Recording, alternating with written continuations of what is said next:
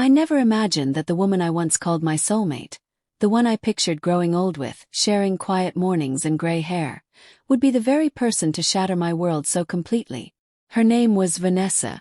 We had been together for 6 years, 3 of them as husband and wife. To anyone looking in from the outside, we seemed like the perfect couple. Our lives were a collection of Instagram-worthy snapshots, dinners with friends, sunlit vacations in coastal towns, cozy game nights surrounded by laughter. Everyone thought we had it all. But beneath the glossy surface, the cracks were already forming. I just hadn't seen them yet. She began to change gradually. Small things at first. Her attention always glued to her phone.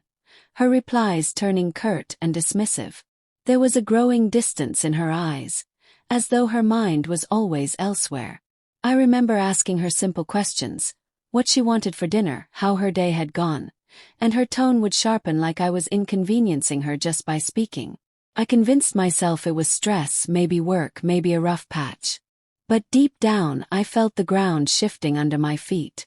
Then came the night everything unraveled. It wasn't suspicion that led me to the truth.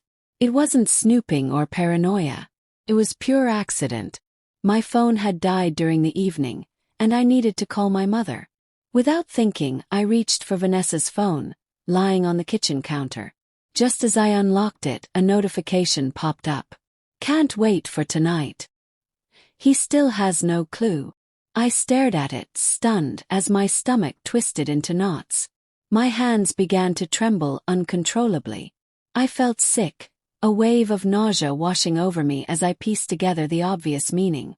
I confronted her that very night.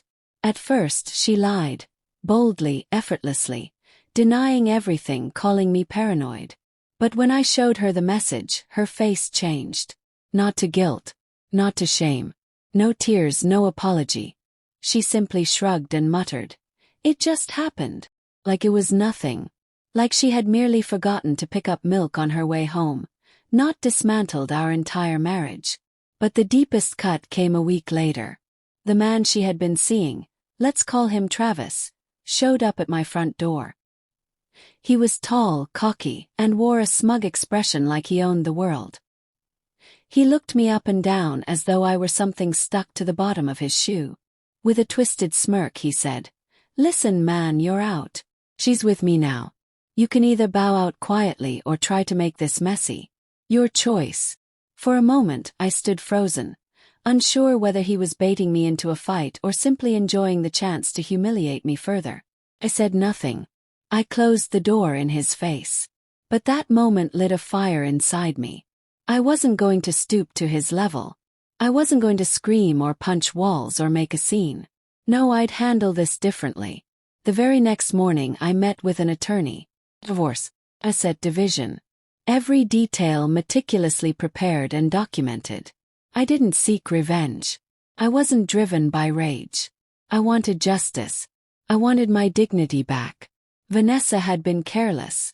She had been using my credit card to pay for hotel rooms, dinners, and weekend getaways with Travis. I collected every receipt, every digital breadcrumb, texts, emails, location history. My lawyer's eyes widened as he reviewed the evidence. "You have an airtight case," he said. And I did. Infidelity and financial misconduct. In court, that combination spoke volumes. Vanessa expected to walk away with half of everything. Instead, she walked away with far less than she ever imagined.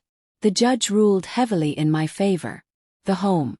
The savings. Protected. Her lifestyle. Over. Suddenly, Vanessa and Travis couldn't afford the life they had flaunted. They moved into a cramped apartment on the outskirts of town, far from the trendy cafes and weekend brunches they once posted about. Turns out, Travis wasn't the wealthy charmer he pretended to be. His income was erratic. Odd jobs, side gigs, unreliable at best. Meanwhile, I focused on rebuilding. Kept quiet. I didn't bash her to friends or blast her on social media. I simply disappeared from their drama and began working on myself. I hit the gym. Took up hiking. Traveled solo. Learned to cook. Not because I needed to, but because I enjoyed it. Friends slowly returned. Some admitted they admired how I handled everything. Calmly, decisively, without theatrics. Months passed.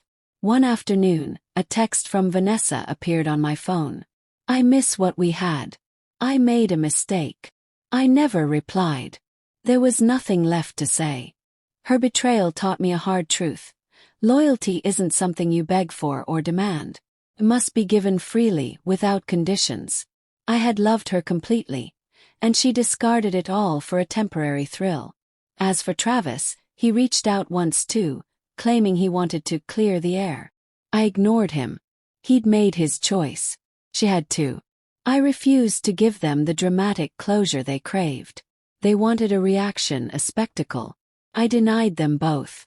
Now, over a year later, I barely recognize the man I used to be. I was too trusting, too eager to believe in fairy tales. Maybe even too naive. But not anymore. Today I'm sharper, wiser, and far more protective of my peace. I've learned that sometimes the greatest victory doesn't come from fighting back.